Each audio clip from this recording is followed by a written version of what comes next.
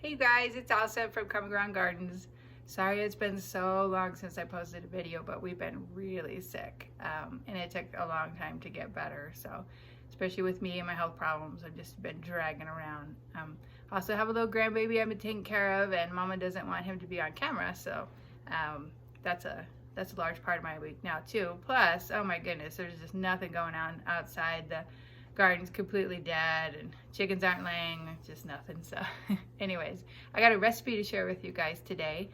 It's spinach artichoke dip chicken. It's really good. It's pretty easy to whip together.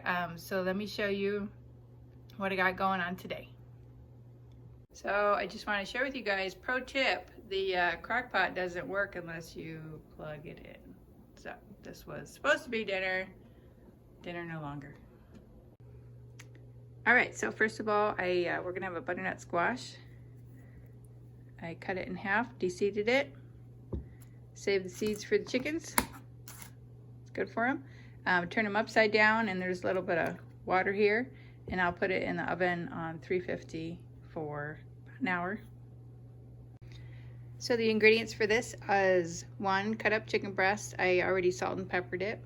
Some garlic, it's like 3 cloves for us.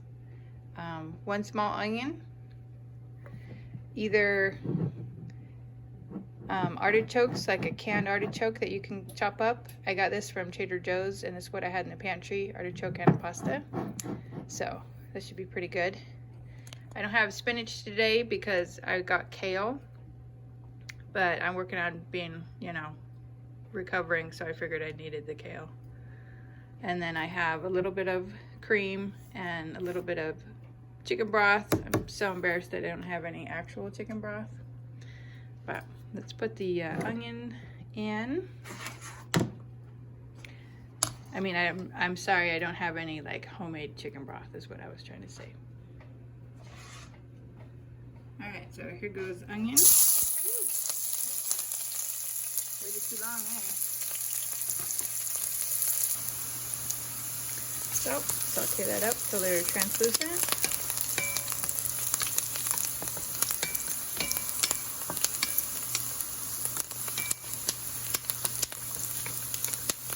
Too brown. I turned the heat down. I don't know what's so hot. Let's turn it all the way down. Oh, I know why. Hang on. Yeah, I had it on my super hot burner. I can't stand that thing. Alright, I'm going to start sauteing the kale. Nice healthy amount of that. That'll cook down. A little bit of the broth.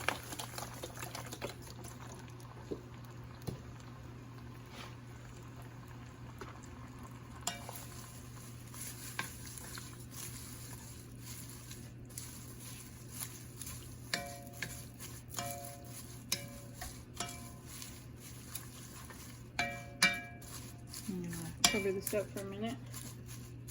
Let those wilt down. Alright, so I let those wilt down a little bit. I'm going to add in the garlic and my chicken that I salted up already. I think I'm going to do a little bit more broth.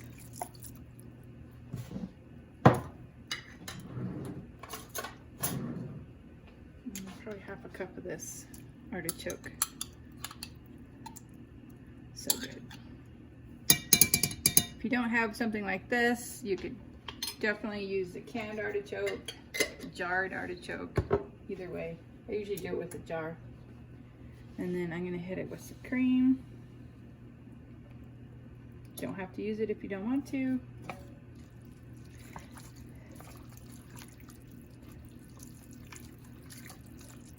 So normally I use frozen spinach in here, or a bag of fresh spinach, but like I was saying, I'm going for the kale this time. And I'm gonna give it some salt and a little bit of pepper. And I'm gonna cover it up and let it simmer for about an hour on quite low. I'm gonna put it on like a 2 everything will be all nice and married together, and then my squash will be done, and I'm gonna boil up some gluten-free noodles. All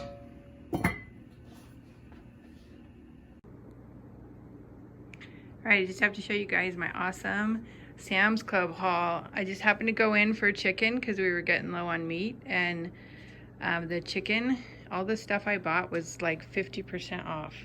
So these were boneless, skinless chicken breasts, a whole Sam's Club size. Oh, I can't read how much it was, 5 pounds. $5.63.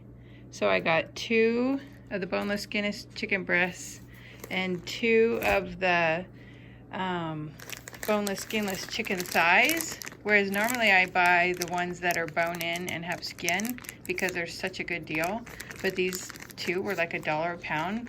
So spent $5.10, and the bottom 2 were $6.50 a piece, so $13.23. I got these 2 together were $6, so that's just like $3 a chicken. Oh my gosh, it was the best deal ever. So I came right home. It was so good. I went and I bought a thing of freezer bags, and I packaged them up. I do 1 chicken breast at a time because between my husband and I, we only eat 1. We share 1 chicken breast. So we do eat meat. We're not vegetarian by any means, but we don't eat a lot of meat. So this is for 3 to 4 chicken thighs in 1 package, and we'll make a whole curry out of this, and it'll last us like for 3 meals.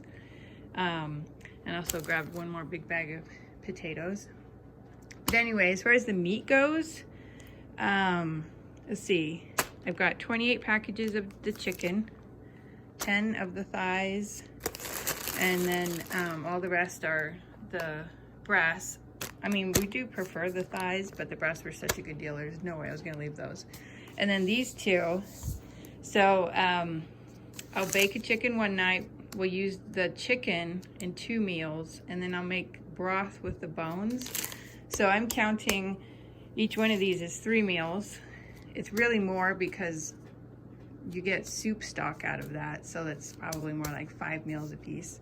But anyway, it was 33, 28, 29, 30, 31, 32, 33, 34. 34 meals out of $30. And it's even more when you consider like leftovers and stuff. So I am like tickled pink. It was such a good deal. So I just wanted to say too that we won't even use like 1 bag of meat a day. I probably use the chicken maybe like 3 bags a week, and that's for meals and leftovers. It goes far when you bulk it out with like beans and rice and vegetables, things like that. So really that chicken that I got is gonna last us forever. And I do have a little bit of ground beef left in the freezer. We usually just eat hamburgers with that. So every once in a while we'll make chili. I'm probably gonna grab a couple more packages of that, just a couple more pounds though, not like packages. And then we totally love Italian sausage, like the hot ones. So I'll grab a couple of those, and then I'll just have all that meat for the whole rest of the year. And I was thinking too, I still have lots of things stocked up. I have lots of rice and tons of beans. I have all the spices I made. I have lots and lots of soup mix that is in the freezer, all ready to go.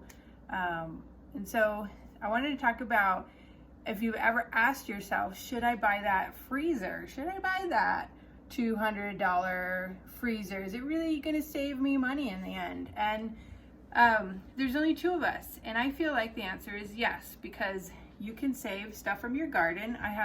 My freezers are full of tomatoes, tomato sauce, green beans, and the soup stocks that I was telling you about, where I can just grab it, throw it in the crock pot, add and make soup out of it.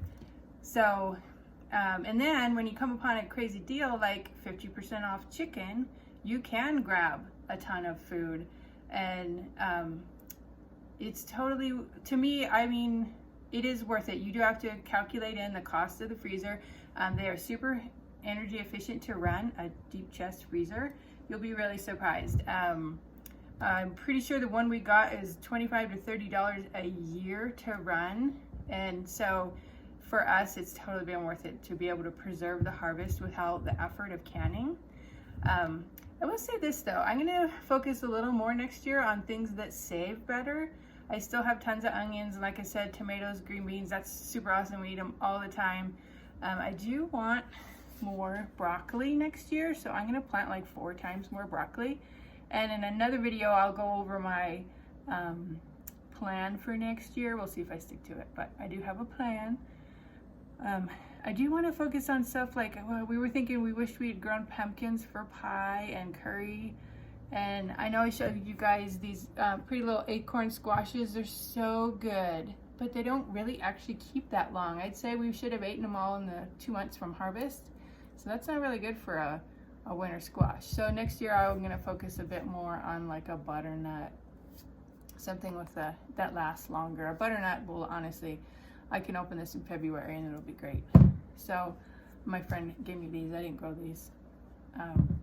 But yeah, so those are my thoughts about preserving the harvest. And I feel like the things that I'm telling you guys are not a ton of effort, but it's something very practical that you could actually use. I'm not talking about like prepping a pantry that's going to last me 2 years. I'm talking about growing something for $2 and filling your freezer with it.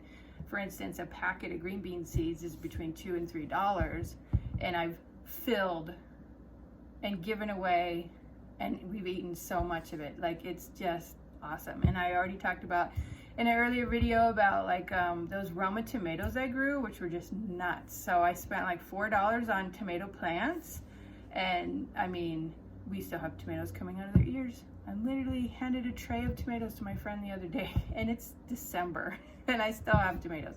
But anyway, I hope this helps you guys. I just wanted to give you my thoughts on whether certain things are practical, like is a freezer practical, and hopefully that'll help you come to a decision and be more efficient in your nutritional and your economic goals that you have. So